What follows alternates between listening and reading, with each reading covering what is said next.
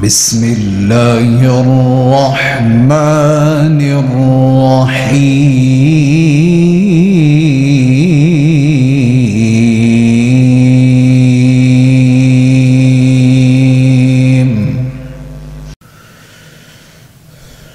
أشهد أن لا إله إلا الله وحده لا شريك له وأشهد أن محمدًا عبده ورسوله أما بعد فإن خير الحديث كتاب الله وخير الهدي هدي محمد صلى الله عليه وآله وسلم وشر الأمور محدثاتها وكل محدثة بدعة وكل بدعة ضلالة أما بعد فأعوذ بالله السميع العليم من الشيطان الرجيم من همزه ونفخه ونفثه بسم الله الرحمن الرحيم وما أرسلناك إلا رحمة للعالمين رب اشرح لي صدري ويسر لي أمري واحلل عقدة من لساني يفقه قولي رب زدني علما سبحان ربك رب العزة عما يصفون وسلام على المرسلين والحمد لله رب العالمين. حضرات، صفات پیغمبر صلی اللہ علیہ وآلہ وسلم جو قرآن پاک اندر بیان ہوئی،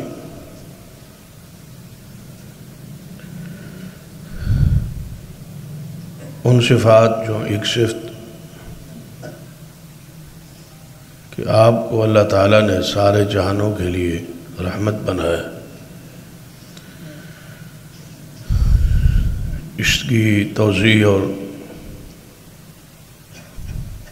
کا سلسلہ کئی خطبات سے جاری.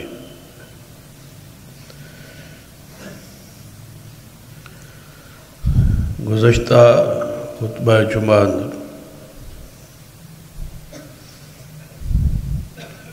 معاشرے نو درپیش مسائل اور ان کا شرعی جو حل ہے، جو رسول اللہ صلی اللہ علیہ وسلم نے پیش کیا ہے،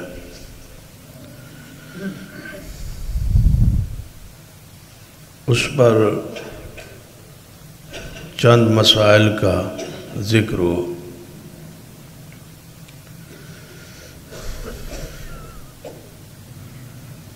نبی علیہ السلام کی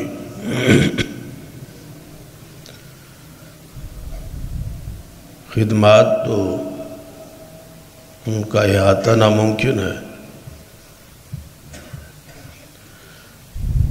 کوئی ایسا شعبہ نہیں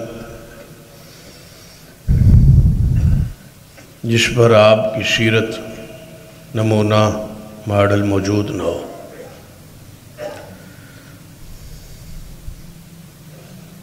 لیکن سب سے زیادہ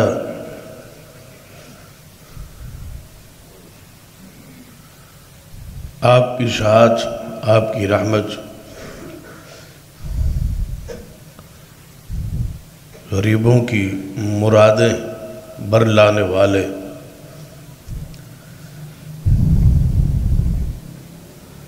کہ آپ نے غریبوں کے ساتھ کیسا سلوک کیا اور غربت کا سرے سے خاتمہ کے لیے نبی علیہ السلام کی رحمت کے انداز کیا تھے.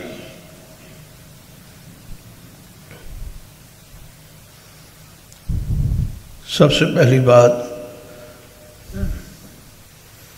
کہ نبی علیہ السلام کی ساتھ آپ کا دین، آپ کی شریعت کامل نمونہ ہے۔ معیشت کے آداب، احکام نبی علیہ السلام نے بڑی وضاحت کے ساتھ بیان فرمائے، لیکن آج سب سے بڑا مسئلہ ہر ملک کا وہ غربت ہے۔ مختلف طریقے اختیار کیے کسی طریقے سے غربت کا خاتمہ ہو، لیکن ایسا سارے حربے استعمال اور طریقے استعمال کرنے کے بعد غریب کا خاتمہ تو ہوا، لیکن غربت نہ ختم ہو سکی۔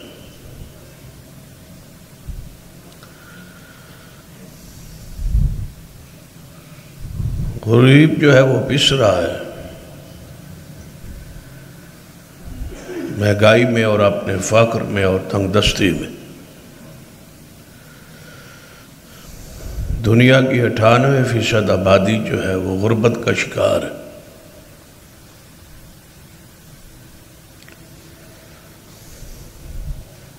اس پر کوئی دوسری رائے نہیں، اور نہ ہی کوئی پڑھا لکھا انسان اس کا انکار کر سکتا۔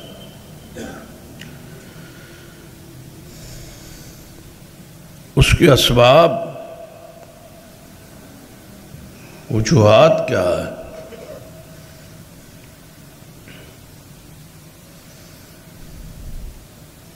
جو وجوہات اور بیان کی جاتی ہے،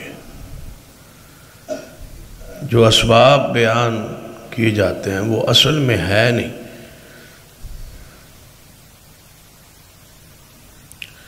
اس زمین کے اندر اللہ تعالیٰ نے اتنی برکت اور وسائل اور خزانے رکھے کہ اگر سارے انسان اور سارے حیوانات اور ساری مخلوقات وہ کھاتی رہے، نکالتی رہے، تو وہ نہ برکت ختم ہو سکتی ہے، نہ وہ خزانے ختم ہو سکتے۔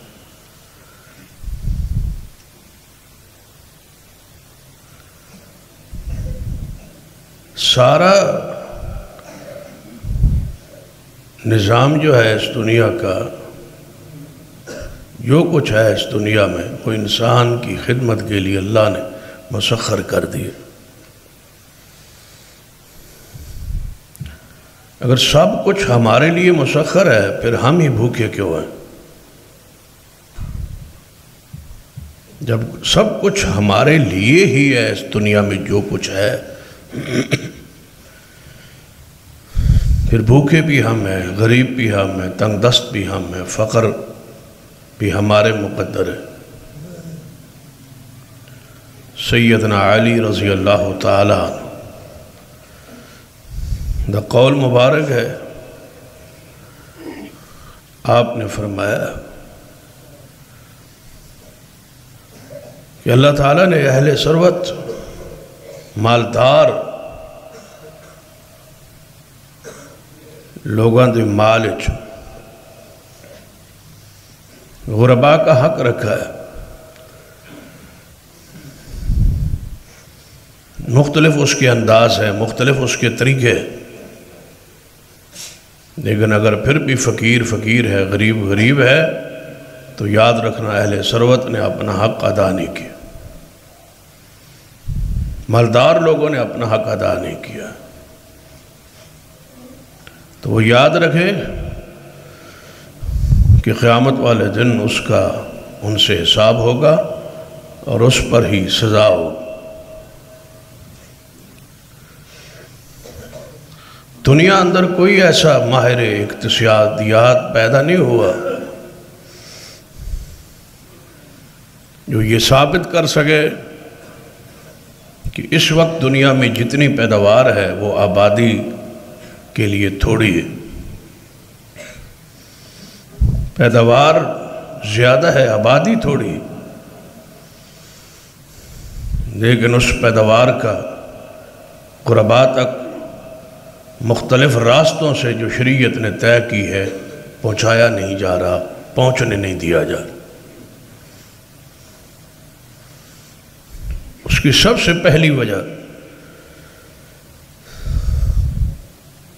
کہ اہل ثروت جو لوگ ہیں، یعنی مالدار جو لوگ ہیں، ان کی جو ہوس ہے مال کی اور دنیا کی دولت اکٹھی کرنے کی، جب تک یہ ہوس ختم نہیں ہوگی غربت کا خاتمہ نہیں ہوگا۔ یہ طے شدہ بات۔ سب سے پہلے جس پر شریعت نے زیادہ زور دیا ہے وہ دنیا کے مال کی جو ہوس لالچ طمع ہے، اس کا دل سے خاتمہ، یہ سب سے بڑی بیماری۔ دنیا کا کوئی قانون، کوئی تربیتی نظام اس ہوس کو ختم نہیں کر سکتا سوائے مصطفیٰ علیہ السلام کی شریعت، آپ کی سنت اور آپ کے طریقے اور آپ کی سیرت جب تک ہم نہ پڑھیں اور اس پر عمل نہ کریں۔ اپنے دل سے اس ہوس کا خاتمہ کریں۔ ایک بندہ چاہے ایک سیر 1 کلو کھا نہ سکے، لیکن اس کی ہوس من سے زیادہ ہے کہ میرے پاس مال ہو، دولت ہو، اکٹھی ہو، جمع ہو، جائز ہو ناجائز ہو، جہاں سے آئے آنا چاہیے، مال اکٹھا ہونا چاہیے۔ اور نبی علیہ السلام نے فرمایا اس انسان کے پیٹ کو قبر کی مٹی ہی بھر سکتی، اگر اس کو مال و دولت کی بھری ہوئی ایک وادی دے دی جائے تو یہ دوسری وادی کی خواہش کرے گا، دوسری دے دی جائے تو یہ تیسری کی خواہش کرے۔ یہ جو ہوس ہے دنیا کی جوڑنے کی، جمع کی، سب سے پہلے اس پر کام ہونا چاہیے۔ بندے کے ذہن سے دنیا کی محبت، جوڑنے کی محبت ختم ہو جائے۔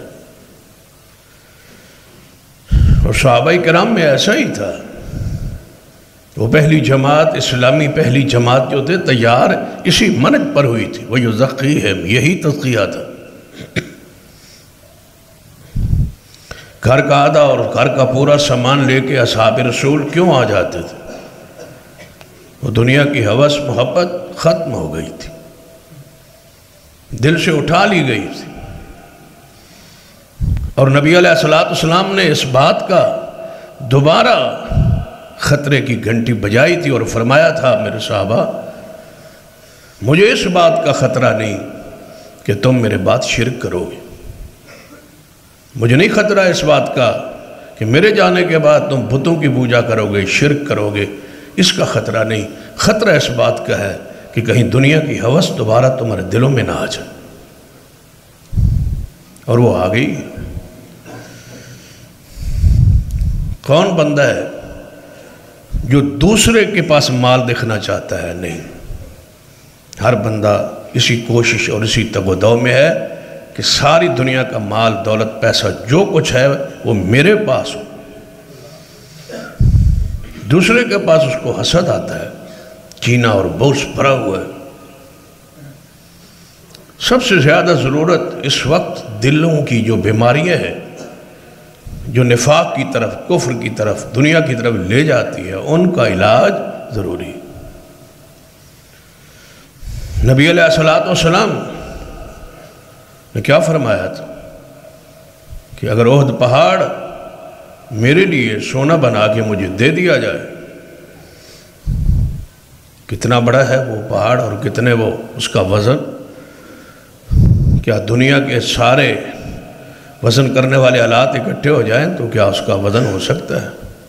رسول اللہ فرماتے ہیں اگر سارا احد پہاڑ میرے لیے سونا بنا کے مجھے اس کا مالک بنا دیا جائے تو تیسرے دن کا سورج غروب ہونے سے پہلے میں سارے کا سارا وہ احد پہاڑ کے برابر سونا غریبوں میں خرچ کر دوں، وقف کر دوں، تقسیم کر دوں۔ اگر اس جو تھوڑا سا رکھا تو کس بات کے لیے؟ سارا وقف کر دوں، مال سارا سونا خرچ کر دوں، کن پر؟ غریبوں پر، مستحقین پر۔ آگے تھوڑا سا رکھ لوں، تھوڑا سا اس میں سے رکھ لوں گا، اور وہ کس کے لیے؟ اس پر بھی آپ حیران ہوں۔ نبی علیہ السلام نے فرمایا مجھے تقسیم کرتے ہوئے اگر کوئی بندہ آ کے میرے کان میں یہ بات کہہ دے کہ یا رسول اللہ صلی اللہ علیہ وسلم آپ اتنا مال تقسیم کر رہے ہیں، اتنا سونا، اتنا چاندی، لوگ آ رہے ہیں اور لے کے جا رہے ہیں، فلاں بندہ مدینہ میں نہیں ہے، فلاں بندہ سفر میں ہے، وہ مدینہ میں موجود نہیں ہے، اور وہ مقروض ہے، اور وہ غریب ہے، مستحق ہے، وہ بیچارہ بعد میں آئے گا اور سارا مال تقسیم ہو گیا ہوگا تو وہ کیا کرے گا؟ آپ فرماتے ہیں میں اس لیے کہ تو کچھ رکھ لوں لیکن اپنی ذات کا کچھ تصور نہیں۔ یہ کہاں ہے وہ سیرت؟ یہ کتابوں میں محفوظ ہے، سنانے کے لیے واعظین اور خطباء اور علماء تیار ہیں، سننے کے لیے آپ تیار ہیں، صرف کمی ہے اور جو موجود نہیں ہے وہ عاملین ہے، عمل کرنے والے موجود نہیں۔ سننے والے بہت ہیں، سنانے والے بہت ہیں، عمل کرنے والے اس طرح سمجھے کال ہے ان کا، کمی ہے ان کی، وہ دنیا سے اٹھ گئے، ختم ہو گئے۔ نبی رحمت صلی اللہ علیہ وسلم صحابہ کرام کے دل اور دماغ سے یہ چیز، یہ دنیا کی چاہت ہوس ختم کرنے کی کوشش کی ہے، اور آپ نے کامیاب کوشش کی ہے، اور آپ نے عملی جماعت پیش کی ہے 1.5 لاکھ صحابہ کرام کہ یہ وہ جماعت ہے جس کے دل میں دنیا کی محبت نہیں ہے، ہم نے نکال دی ہے بذریعہ تزکیہ۔ وہ ماڈل، وہ نمونہ، فَإِنْ آمَنُوا بِمِثْلِ مَا آمَنْتُمْ بِهِ فَقَدْ اهْتَدَوْا، سب سے زیادہ اس جماعت کہ اس لحاظ سے بھی امام اور پہلا نمبر جس کو حاصل ہے وہ سیدنا صدیق اکبر رضی اللہ عنہ، جنہوں نے سارا مال حضور کے قدموں میں آ کے رکھ دیا تھا، گھر میں کچھ بھی نہیں چھوڑا تھا۔ سب سے پہلا نمبر پھر بھی صدیق کا ہے رضی اللہ تعالی۔ دنیا کی ہوس، مال چاہتا ہے۔ نبی علیہ السلام گزر رہے سن ایک اروڑی کے پاس، گند کا ڈھیر ہے اور اس پر ایک مری ہوئی بکری پڑی، تو آپ نے فرمایا میرے صحابہ کوئی ہے جو اس بکری کو 1 یا 2 درہم میں خرید لے لے۔ یا رسول اللہ صلی اللہ علیہ وسلم بھلا اس کو کیا کرنا ہے؟ یہ تو حرام ہے، بدبودار ہے، مرتار ہے، اس کو کیا کرنا ہے؟ کوئی عقل مند بندہ 2 یا 1 درہم اس پر کیوں خرچ کرے گا جب اس کا کوئی فائدہ ہی نہیں ہے؟ تو آپ نے فرمایا اللہ کے ہاں دنیا کی یہی حالت، یہی مثال، جب تک جوڑ سے آپ آگے نہیں نکلیں گے، جمع پونجی کرنے سے آگے نہیں نکلیں گے، اس وقت تک غربت کا خاتمہ ناممکن ہے۔ یاد رکھیے، آسمان بارش برسانے سے بخل نہیں کرتا، زمین فصل اگانے اور پیداوار اگانے سے بخل نہیں کرتی۔ بخیل بندہ ہے، سرمایہ دار ہے، مالدار ہے، جو غریب تک وہ اٹھا ہوا اگا ہوا مال پہنچانا نہیں چاہتا۔ مختلف طریقے ہیں اس کے، مختلف حربے ہیں اس کے مال بٹورنے کے، ہتھیانے کے۔ ایک مفسر نے اپنا ایک واقعہ لکھا ہے جو ان کے ساتھ پیش آیا، اس واقعے اندر میرے اور آپ کے لیے عبرت۔ فرماتے ہیں کہ میرا ایک دوست انتہائی مالدار تھا، صاحب ثروت تھا، میں اس کو ملنے چلا۔ لکھتے ہیں کہ میں جب اس کے پاس گیا تو وہ پیٹ کے درد سے کرا رہا تھا، مر رہا تھا، تڑپ رہا تھا کہ ہائے میرے پیٹ میں درد۔ تو کہتے ہیں میں نے اس جاتے ہی اسے پوچھا کیا ہوا، کیا ہے مسئلہ آپ کو، کیوں ایسا ہوا؟ تو کہتا ہے کہ آج کھانا ہمارے گھر میں بڑا لذیذ پکا ہوا تھا، بڑا اچھا تھا، ٹیسٹی تھا، اور مجھے وہ کھانا پسند تھا۔ تو جب کھانے بیٹھا تو اس کی لذت کی وجہ سے احساس ہی نہ ہوا کچھ زیادہ کھا لی، اس کی وجہ سے پیٹ میں درد ہو رہا۔ کہتے ہیں میں جلدی سے وہاں سے نکلا، دوڑا، اس کے لیے دوائی کا انتظام کیا، لے آیا، اس کو دوائی کھلائی تو وہ شفا یاب ہو۔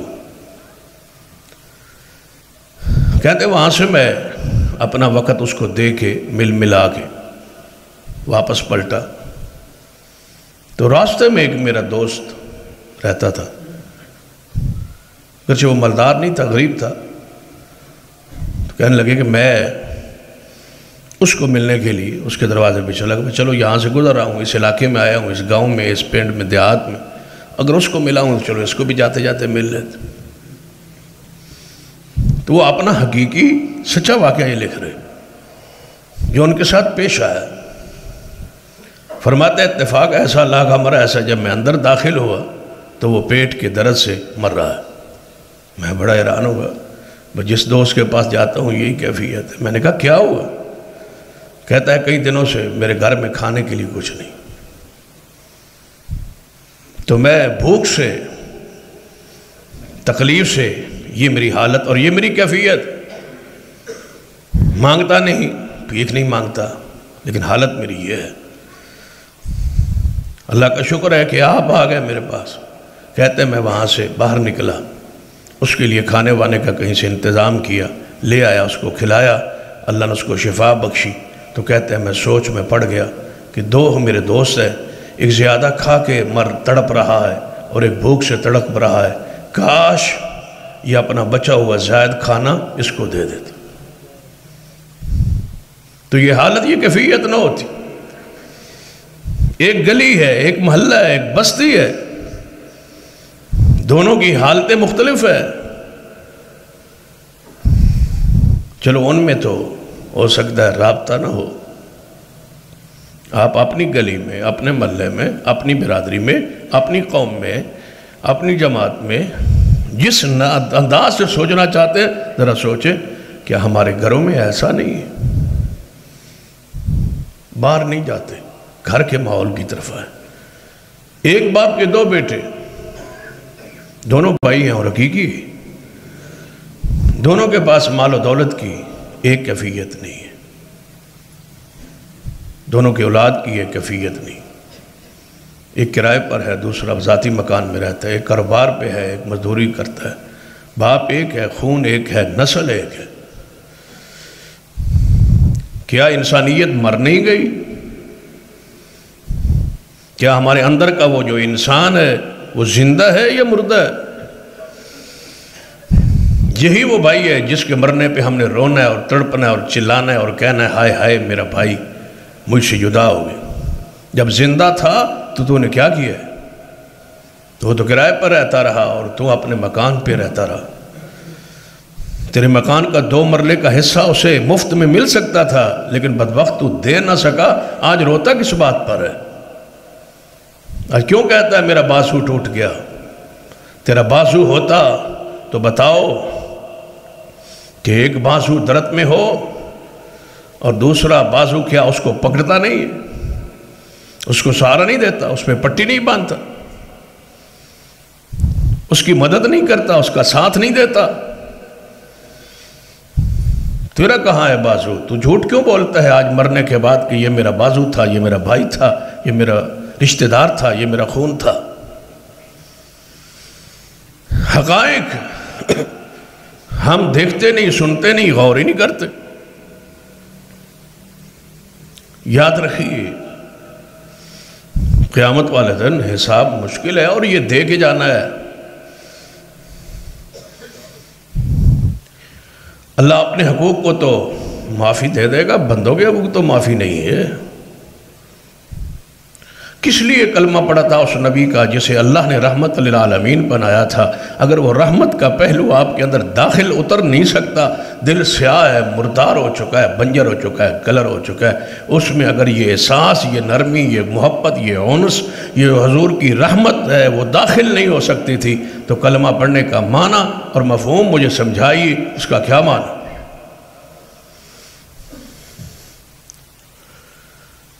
دنیا کے اندر انسانوں کی خوراک حیوانوں کو دی جاتی، جانتے ہو آپ؟ خوراک انسانوں کے لیے اللہ نے پیدا کی ہے، جتنی خوردنی اجناس ہے، گندم ہے، چاول ہے، یہ حیوانوں کو دی جاتی، اور اسی بستی اور اسی گاؤں اور اسی شہر، اسی محلے میں دی جا رہی ہوتی ہے جہاں انسان بھوکے مر رہے ہوتے۔ کیا انسانیت ہے ہماری! بلکہ سروے کرنے والوں نے یہ باتیں لکھی ہے کہ جو انسان کے لیے خوراک اس زمین سے پیدا ہوتی ہے اس کا 1/3 حصہ جانوروں کو کھلایا جاتا، ان کا گوشت اور ان سے دودھ لینے کے لیے فطری خوراکوں کو چھوڑ کے انسان کی خوراک کو انہیں کھلایا جاتا، چاول، آٹا انہیں دیا جاتا۔ پورے ملک کے جاگیرداروں کا، مالداروں کا، سرمایہ داروں کا حساب لگایا ہے تو کیا لکھا ہے؟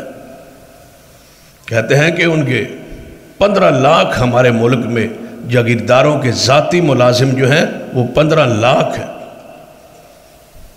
سوائے قربانی کے گوشت کے وہ گوشت نہیں کھاتے، اور وہ اپنے ہاتھوں سے روزانہ تازہ گوشت ان کے کتوں کو ڈالتے۔ جس معاشرے کی یہ حالت، یہ کیفیت ہو، انہیں مسلمان کہا جاتا ہے۔ اپنے گریبانوں میں جھانکو، دیکھو ہم کہاں کھڑے ہیں۔ رحمت للعالمین کی اس رحمت کو پڑھو، یہ کس لیے رحمت للعالمین تھے؟ وہ غریبوں کی مرادیں برلانے والا۔ جہاں لکھا ہے نا، وہ ہم چھوٹے چھوٹے وہ نبیوں میں رحمت لقب پانے والا ایک نعت رسول صلی اللہ علیہ وسلم تھی، اور ہم پڑھتے اور سنتے اور پڑھاتے بچوں کو تھے، تو اس کا پہلے جملے کے بعد ہی یہ ملا تھا، غریبوں کی مرادیں برلانے۔ غربت کا آغاز، غربت سے ہی رسول کی رحمت کا آغاز ہوتا ہے، غریب سے ہی۔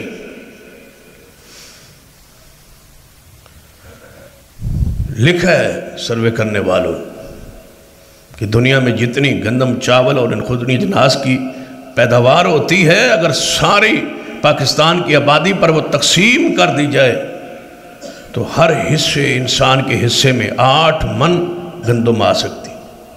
اور کیا ایک انسان زندہ رہنے کے لیے، سال کے لیے، اس کے لیے 8 من ایک بندے کے لیے کیا کافی نہیں؟ پیداوار کی کمی نہیں ہے۔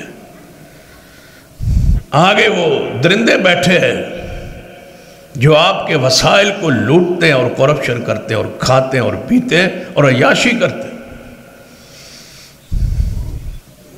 ذرا اوپر سے لے کر نیچے تک آئیں گے، چلا ایوان صدر پہ پہنچیے، ذرا تصور کی دنیا۔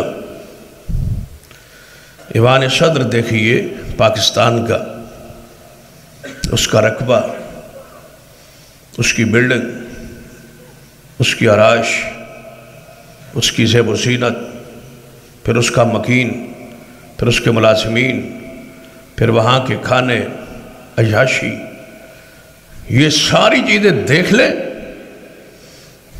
دل و دماغ میں لے آئیں اور پڑھیں، پھر آپ کو ریاست مدینہ لے چلتے ہیں جس حجرے میں رسول اللہ رہتے صلی اللہ علیہ وسلم۔ آج بھی روضہ رسول گنبد خضرا جو ہے اس کو ناپ لے، وہاں رہتے ہیں محمد مصطفیٰ صلی اللہ علیہ وسلم، جن جیسا رب کی مخلوق میں ہے ہی کوئی نہیں صلی اللہ علیہ وسلم۔ وہیں سے فیصلے ہوتے ہیں، وہی ایوان صدر ہے، وہی دنیا کے حاکم کا گھر ہے، اس کو ناپ لیں اور اپنے ایوان صدر کو پھر جا کے درمیان میں سمجھ آئے گی کہ ہم کہاں کھڑے ہیں. وَمَا أَرْسَلْنَاكَ إِلَّا رَحْمَةً لِلْعَالَمِينَ. اس کی زیب و زینت دکھاؤ. وہ کچا ہے جس کی دیواریں کچی ہیں، چھت ٹپک پڑتا ہے جب بارش آتی ہے، کیچڑ میں سجدہ ریز ہے محمد مصطفیٰ صلی اللہ علیہ وسلم. یہ ہے وہ ایوان صدر رحمت للعالمین کا. یہاں سے ایوان صدر سے وزیر اعظم کے ایوان میں آ جائیں، یہ اس سے بھی بڑا ہے. وہاں کی بلڈنگ دیکھیں جس کا جہاں یونیورسٹی بننی تھی، لیکن 3-4 سال گزر گئے، یونیورسٹی تو نہیں بن سکی. وہی محل، وہی چیزیں ساری موجود ہے. وہاں سے نکلے گورنرز جتنے بھی ہیں ان کے ایوان دیکھیں، پھر وزراء اعلیٰ دیکھیں، پھر وزراء دیکھیں، پھر ارکان دیکھیں، پھر وہاں سے نکلے اپنے اپنے ضلع میں آئے. کمشنر کو دیکھیں، ڈپٹی کمشنر کو دیکھیں، ڈی پی اوز کو دیکھیں، پھر نیچے کے افسران دیکھتے آئیں اور پھر جا کے دوبارہ نظر دوڑائے کہ کیا یہ غریب ملک کے سربراہ ہے، ان کا ملک مقروض ہے، یہاں بے روزگاری ہے، یہاں مہنگائی ہے. کیا ان کے یہ محلات اس بات کا گواہی دیتے ہیں کہ کسی غریب ملک کے اور مقروض ملک کے یہ سربراہوں کے گھرانے اور ان کے یہ جناب بلڈنگیں اور ان کے دفاتر اور ان کی رہائشیں اور ان کی یہ چیزیں. آئے بڑا دور سے سفر کر کے مدینہ میں آیا تھا ایک شخص کہ میں دیکھتا ہوں کہ سیدنا عمر کے زمانے میں امن کیوں ہے، وہ کہاں رہتا ہے، کیا کرتا ہے، کیا پڑھتا ہے، کیا وظیفہ ہے اس کے پاس. تو جب مدینے میں پہنچا، دیکھا، پوچھا، کہا گیا یہاں تو نہیں بیٹھے، کہیں باہر نکلے ہوں گے. جب وہاں گئے تو ایک درخت کے نیچے پتھر رکھ کے سرہانے کی جگہ، تکیے کی جگہ پر امیر عمر سوئے ہوئے تھے. اس نے کہا وظیفہ سمجھ آ گیا، اس کے ملک میں امن کیوں ہے، سکون کیوں ہے، اطمینان کیوں ہے. آئیے کتاب و سنت کی روشنی میں، رسول رحمت صلی اللہ علیہ وسلم کی سیرت کی روشنی میں جانیے، پہچانیے کہ یہ غربت کا خاتمہ کیسے ہو سکتا ہے. جتنے مرضی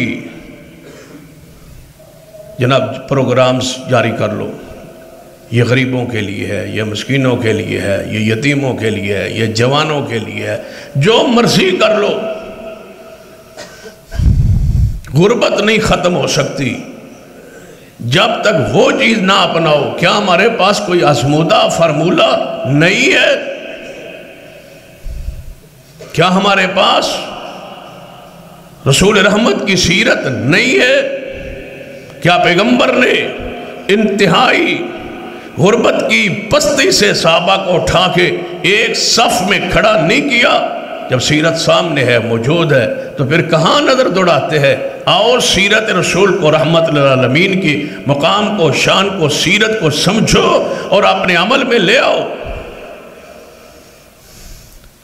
کیا قرآن نے نہیں کہا تھا وَمَنْ أَعْرَضَ عَنْ ذِكْرِي فَإِنَّ لَهُ مَعِيشَةً ضَنْكًا؟ کیا کہا تھا قرآن؟ کوئی ہے جو قرآن کو پڑھے، قرآن کو سمجھے، قرآن پہ غور کرے. وَمَنْ أَعْرَضَ عَنْ ذِكْرِي فَإِنَّ لَهُ مَعِيشَةً ضَنْكًا. ہم اس کی معیشت کو تنگ کر دیں گے جو میرے اسلام کو، دین کو، شریعت کو، ذکر کو، نماز کو چھوڑ دے گا. اللہ کہتا ہے ہم اس کی معیشت کو تنگ کر دیں. یہ قرآن کا وعدہ ہے، قرآن کی خبر ہے، قرآن کا پیغام ہے. کیسا ہوگا؟ یاد رکھیے، جب تک ہر مسلمان، ہر کلمہ گو نماز کے لیے مسجد میں نہیں پہنچے گا، اس وقت تک غربت نہیں ختم ہو سکتی. یہ روحانی علاج ہے. یہ نماز پڑھنی پڑے گی. یہ اللہ کا سب سے بڑا ذکر ہے، نماز.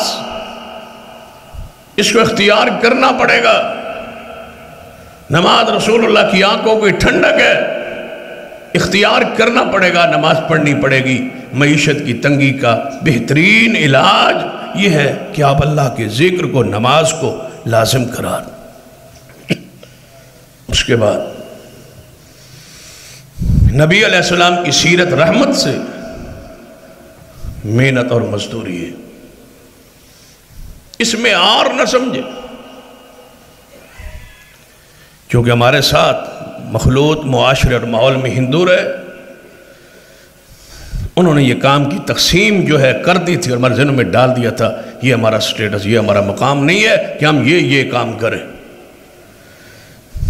ہمارے ذہنوں میں یہ بات اتری ہوئی، ہم نے بد تقسیم کیا ہوا ہے مختلف کاروباروں کو اور معاملات کو کہ یہ خاندان کا بندہ ایسا کام کر سکتا ہے، یہ نہیں کر سکتا۔ نبی علیہ السلام دیکھیے، یہ ایک عام سا معاملہ ہے بالوں کی کٹنگ کا، صحابہ کرام نے یہ کام کیا ہے۔ رسول اللہ صلی اللہ علیہ وسلم، صحابہ کرام اپنے ہاتھ سے اپنے بالوں کو بھی کاٹ رہے، کوئی معاملہ لے لے، کوئی کاروبار لے لے، قرآن کیا کہتا ہے؟ هُوَ الَّذِي جَعَلَ لَكُمُ الْأَرْضَ ذَلُولًا فَامْشُوا فِي مَنَاكِبِهَا وَكُلُوا مِن رِزْقِهِ، میں نے ساری زمین تمہارے لیے مسخر کر دی ہے، ساری زمین تمہارے لیے مسخر ہے، ان راہوں پہ چلو اور اپنا رزق تلاش کرو۔ قرآن یہ کہہ رہا ہے نکلو، اس زمین میں رزق کے وسائل ہم نے رکھ دیے اور بے شمار رکھ دیا ہے، لا تعداد رکھ دی ہے، تمہاری پیدائش سے دگنا نہیں، اس سے کئی گنا زیادہ وسائل رکھ دیے۔ وَقُلُوا مِن رِزْقِ فَامْشُوا فِي مَنَاكِبِهَا وَقُلُوا مِن رِزْقِ، تلاش کرو، نکلو، چلو، زمین میں کام کرو، محنت کرو، مزدوری کرو۔ گزشتہ جمعے پہ بھی ذکر ہوا، رسول اللہ صلی اللہ علیہ وسلم نے بکریاں کو چرایا۔ ہمارے معاشرے کا سب سے نچلا کام سب سے اوپر والی ہستی نے کر کے بتا دیا کہ یہ محنت، سارے انبیاء نے یہ کام کیا۔ ایک روایت میں ہے ایک شخص آیا، وہ اپنے ہاتھ سے مزدوری کرتا تھا تو رسول اللہ صلی اللہ علیہ وسلم نے اس کے ہاتھوں کو چوم لیا اور چوم کے فرمایا کہ یہ ہتھیلیاں اللہ کو پسند ہیں۔ پھر فرمایا کہ یہ ہتھیلیاں جہنم کی آگ نے نہیں چھوئے گی جو اپنے ہاتھ سے کما کے اپنے گھر والوں کو کھلاتا اور پلاتا ہے۔ یہ نبی علیہ السلام کی رحمت۔ لوگ غلط کہتے ہیں، فلاں جی وہ غریب ہے تو کیوں نہیں، وہ کماتا کیوں نہیں۔ یاد رکھیں، آپ کے گھر کے اندر بھی سارے برابر نہیں کماتے، کسی کی آمدن زیادہ ہے، کسی کی کم ہے، کسی کا عقل زیادہ ہے، کسی کا کم ہے، کوئی معذور ہے، کوئی کسی حالت کیفیت میں، یہی پورے معاشرے کو اسی پر قیاس کرے، ان کو کھڑا کرے، ان کو ترغیب دے، ان کو اس لائق بنائے، ان کی ذہن سازی کرے، تربیت کرے کہ اللہ کے بندو، سستی اور کاہلی مسلمان کا شیوا نہیں ہوتا، کام کرے، محنت کرے، مزدوری کرے۔ اور پھر نبی علیہ السلام نے اس کا دوسرا طریقہ اختیار کیا، ایک ترغیب دی، ان ہاتھوں کو چوما جو ہاتھ محنت کرے، مزدوری کرے، ان کو جنت کی بشارت دی۔ پھر نبی علیہ السلام نے اس کے باوجود مواخات، جس کا ذکر گزشتہ جمعے پہ ہو، بھائی چارہ قائم کی، اور بھائی چارے میں کیا فرمایا؟ آپ نے فرمایا میرے صحابہ، جس کے پاس زید سواری ہے سنیں اور اس کو پلے باندھیں، عمل کریں۔ نبی علیہ السلام نے فرمایا جس کے پاس زید سواری ہے وہ اس کو اپنی سواری زید دے دے، جس کے بھائی کے پاس نہیں ہے۔ جس کے پاس جو بچا ہوا گھر سے کھانے سے ضرورت سے زائد پڑا ہے وہ دوسرے بھائی کو دے دے۔ صحابہ فرماتے ہیں ہمیں ایسے محسوس ہوتا تھا جیسے زائد مال پر ہمارا کوئی حق ہی نہیں۔ رسول اللہ فرماتے دو۔ کیا ایسا آج ہمارے ہاں موجود ہے؟ ایک رشتہ دار ایک پڑوسی کے پاس سواری نہیں ہے، دوسرے کے پاس ہے، اس کے بعد 2 ہیں 3 ہیں 4 ہیں، کوئی ہے تصور کہ وہ اس کو دے دے؟ بڑی سواری تو بڑی کیا ہے، کوئی سائیکل دینے کے لیے تیار نہیں مفت میں۔ نبی علیہ السلام کی تربیت کیا تھی؟ آپ نے فرمایا میرے صحابہ سن لو، جس بندے کے پاس، جس قبیلے کے پاس مال دولت پیسہ نہیں ہے اور وہ تمہارے بھائی ہیں، اپنے مال میں ان کو شریک کرو۔ جابر بن عبداللہ رضی اللہ عنہ فرماتے ہیں کہ میرے پاس چند اونٹ تھے لیکن میں نے 3 آدمیوں کو رسول اللہ کے فرمانے پر لے گیا اور تینوں کو اپنے اونٹوں میں برابر کا حصہ دار بنا لی۔ ہمارے ہاں ایسا کیوں نہیں؟ یہ مسجد، یہ جماعت، یہ نظم، یہ با جماعت نماز کس لیے ہے؟ گھروں میں نماز نہیں ہو سکتی تھی۔ مسجد میں ایک جگہ پہ اذان ہو جاتی، ہر بندہ اپنے اپنے گھر میں اللہ کی عبادت کرتا، مسجد میں کیوں ہے؟ یہ 5 وقت کی یہ نماز یہاں کیوں ہے؟ کاش اس کے فلسفے کو آپ جانتے اور سمجھتے اور پہچانتے ہوتے۔ یہ اسی لیے کہ یہاں آئیں سارے محلے کے لوگ، غریبوں کا پتہ چلے، امیروں کا پتہ چلے، کرایہ داروں کا پتہ چلے، مال کے مکان کا پتہ چلے، اس کے پاس کیا کچھ ہے، اس کے پاس کیا کچھ نہیں پتہ چلے، جس کے پاس ہے وہ ان کو بھائی بنا۔ یہ سنتے کون پوری کرے؟ یہ اعمال رسول، یہ افعال رسول، یہ تقاریر رسول، یہ رسول اللہ کی سیرت کون اپنائے گا؟ ان سنتوں کو کتابوں میں لکھا ہوا ہے، ہماری آنکھیں بند ہیں۔ ہم جب بخاری شریف کو کھولتے ہیں تو کتاب الصلاۃ کھول کے پڑھ کے بند کر دیتے کہ اس میں نماز کے مسائل ہیں، عقائد کے مسائل ہیں، وہ پڑھتے۔ آگے پڑھیے بخاری کو، پوری کو پڑھیے، سمجھیے آگے کیا ہے۔ آگے کسب حلال بھی ہے، کتاب البیوع بھی ہے، کتاب النفقات بھی ہے، وہ ساری چیزیں کتب احادیث میں موجود ہیں، ان کو پڑھیے۔ نبی علیہ السلام نے کیا فرمایا اصحاب صفہ طلبہ کے حوالے سے؟ فرمایا میرے صحابہ جس کے پاس 2 بندوں کا کھانا ہے وہ تیسرا مسجد سے طالب علم لے جائے، جس کے بعد 3 کا ہے وہ چوتھا لے جائے، جس کے بعد 4 کا کھانا موجود ہے وہ 5واں لے جائے۔ لے جاتے تھے صحابہ۔ اس حدیث کو پڑھیے جس مہمان رسول کو بچوں کو سلا کے کھلا دیا تھا اور اللہ آسمان پہ مسکرایا تھا، اشارہ کیا، واقعات جو کہ لمبا ہے۔ ذرا قانونی دفعات اور کتاب النفقات کی طرف درگاہی، یہ تو ہے ترغیب، یہ تو ہے تزکیہ، یہ تو ہے تربیت، یہ تو ہے کہ ہوس ختم ہو جائے تو پھر آپ کسی کے ساتھ بھی تعاون کر سکتے ہیں۔ لیکن اب ذرا قانون کی طرف آتے ہیں، قانونی دفعات کی طرف آتے ہیں، اس میں رحمت رسول صلی اللہ علیہ وسلم کا مطالعہ کیجئے۔ قانون نان کا، نفقے کا، کفارات، خراج، فدیہ، زکوٰۃ، عشر، یہ ساری چیزوں کو پڑھیے۔ رسول اللہ کی رحمت کو اس حوالے سے پڑھنا چاہیے۔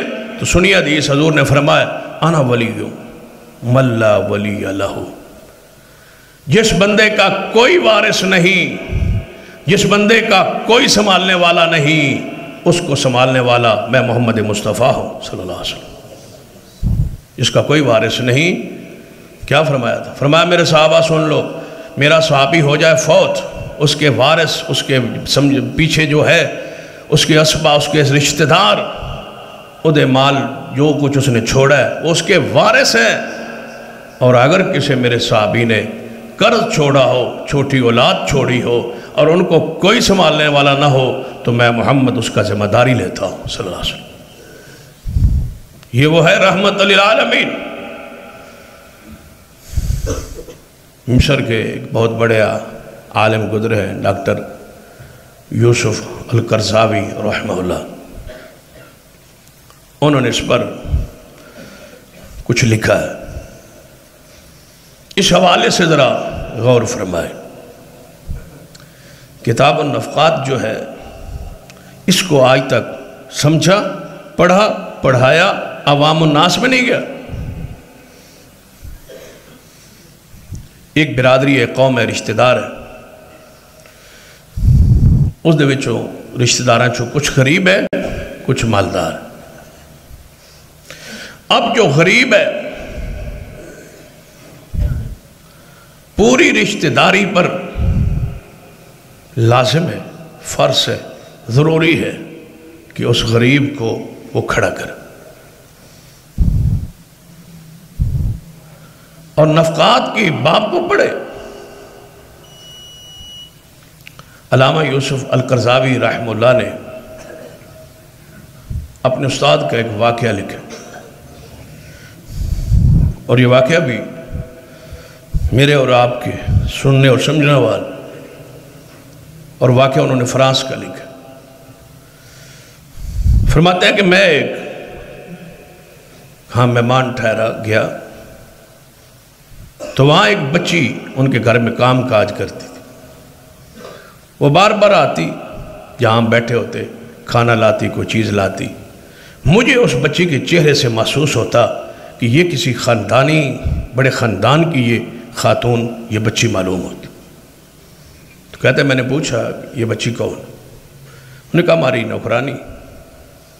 مجھے ایسے محسوس ہوتا ہے اس کے چہرے کے اثرات سے کہ یہ کسی اونچے خاندان کی ہے، اچھے کھاتے پیتے خاندان کی۔ انہوں نے کہا ہاں ایسا ہی ہے۔ تو اس کے والدین فوت ہو،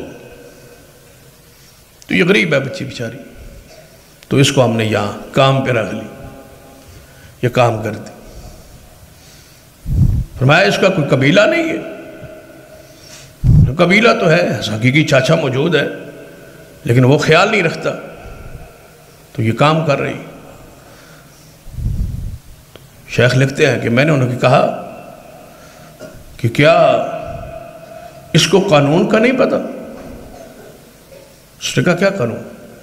کہ چاچے پر خرچ تو لازم ہے، یہ عدالت کا رخ دروازہ کھٹکھٹا سکتی، چاچا اس کا نان نفقے کا ذمہ دار ہے، وہ اس کو خرچہ قانونی پر دینے کا پابند ہے۔ انہوں نے کہا ہمارے ہاں ایسا کوئی قانون نہیں، ہمارے ملک میں ایسا کوئی قانون نہیں۔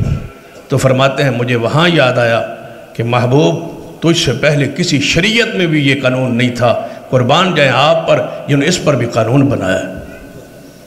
یہ رحمت للعالمین، قانون موجود ہے کہ چچا پر لازم ہے،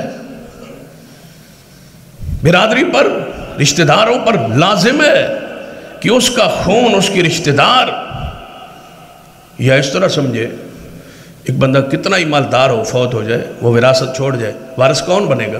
اس کے رشتہ دار، بیٹے بھی نہیں ہیں، بھائی بھی نہیں ہیں، پھر دور کے رشتہ دار، پھر اس سے دور کے رشتہ دار، اس سے دور کے رشتہ دار۔ جب یہ مالدار مال چھوڑ جائے، بہت دور تک رشتہ داری چلتی چلتی بندے کو وارث بنا دیتی ہے، تو جب غریب موجود ہے یہ اوپر سے چلتی چلتی رشتہ داری اس کے خرچے کی ذمہ دار کیوں نہیں؟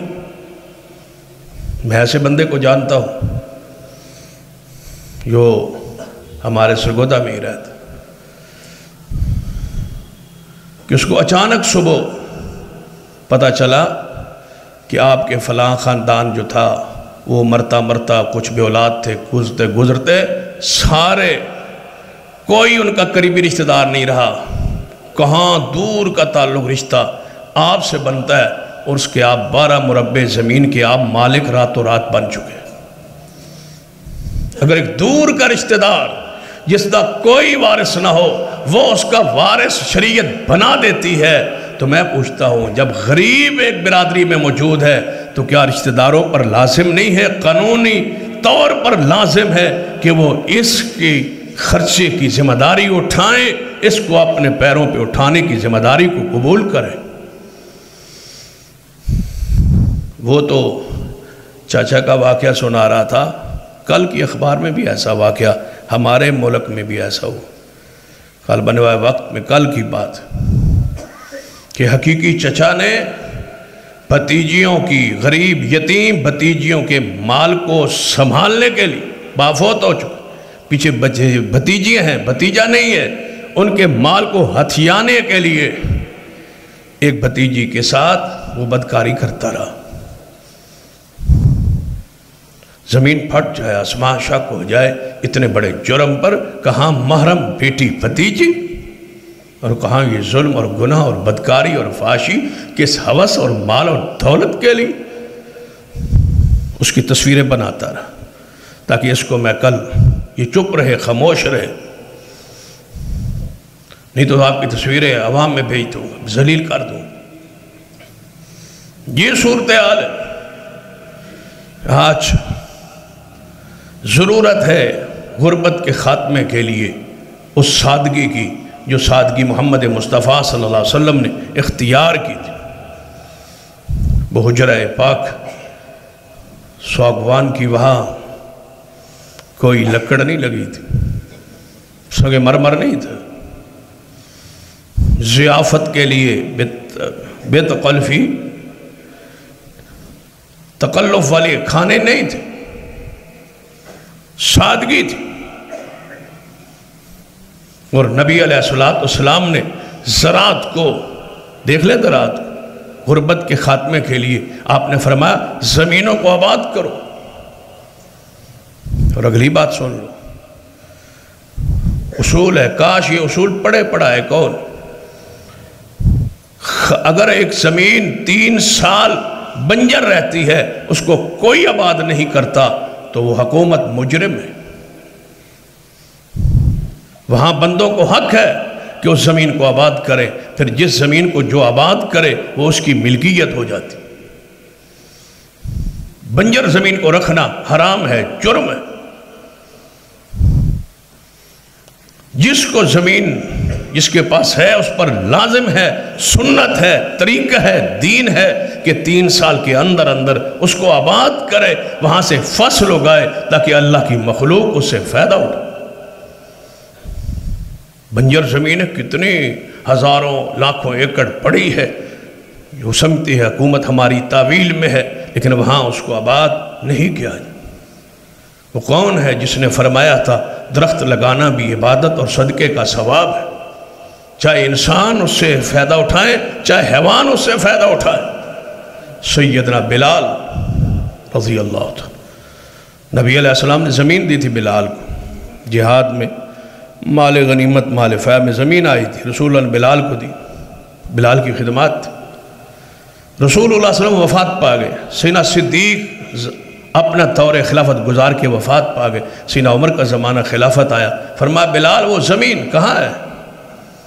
آباد کی ہے اس زمین کو؟ فرمایا نہیں، آپ نے سرکاری تحویل میں لے لی بلال کی زمین کہ جس کو آباد نہیں کیا کرتا اس کو رکھنے کا حق حاصل ہی نہیں۔ غربت کا خاتمہ کیسے ہو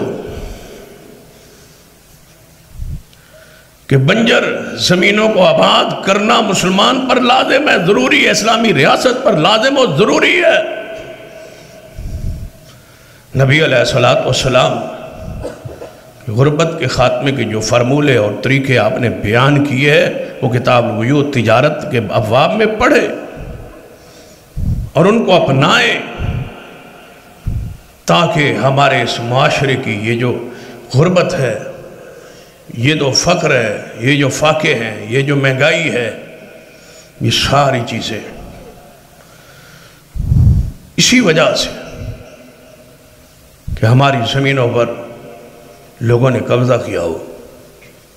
میں ایک سروے پڑھ رہا تھا اور حیران ہو رہا تھا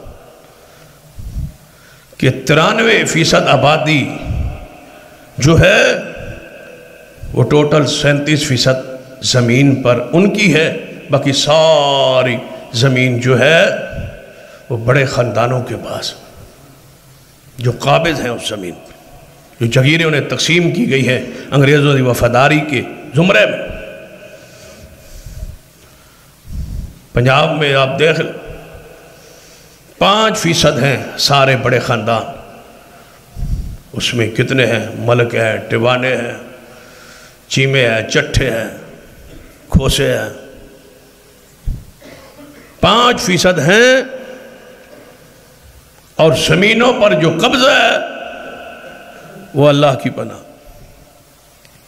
25% سے زیادہ زمینیں تو ان کے پاس، سندھ میں دیکھ لیں، بلوچستان میں دیکھ لیں، 100% جاگیردار زمینوں پر قابض، باقی سارے غریب مزارے ہیں، جن کے پاس نہ تعلیم ہے، نہ عقل دیا گیا، نہ شعور دیا گیا، نہ تعلیم دی گئی، نہ آگے بڑھایا گیا، نہ پڑھایا گیا، نہ سکول، کچھ بھی نہیں، سوائے انہیں کلمہ طیبہ کے، اس کے علاوہ کچھ آتا نہیں۔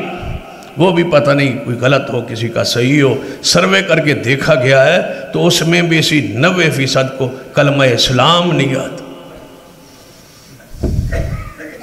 یہ کیسے غربت کا خاتمہ ہو؟ یہ خاتمے کے لیے ضروری ہے کہ سرور کائنات محمد رسول اللہ صلی اللہ علیہ وسلم کی شان کو، مقام کو، صفت کو، سیرت کو، رحمت للعالمین کے اس چیپٹر کو کھولیے، پڑھیے اور سمجھیے، اور اس کا نفاذ، سیرت مصطفیٰ کا نفاذ ضروری ہے۔ یہ پڑھنے والی اللہ کی نعمت ہے، اس کو پڑھا کریں۔ آپ کے سرہانے پر الرحیق المختوم جو سیرت مصطفیٰ پر کتاب ہے وہ ہونی چاہیے، خود پڑھیں، اولاد کو پڑھائیں، اور سیرت کو ہی اپنی زندگی کا جو ہے عملی طور پر اس کو نافذ کریں اپنے وجود پر، تاکہ آپ دنیا اور آخرت میں سرخرو ہوں۔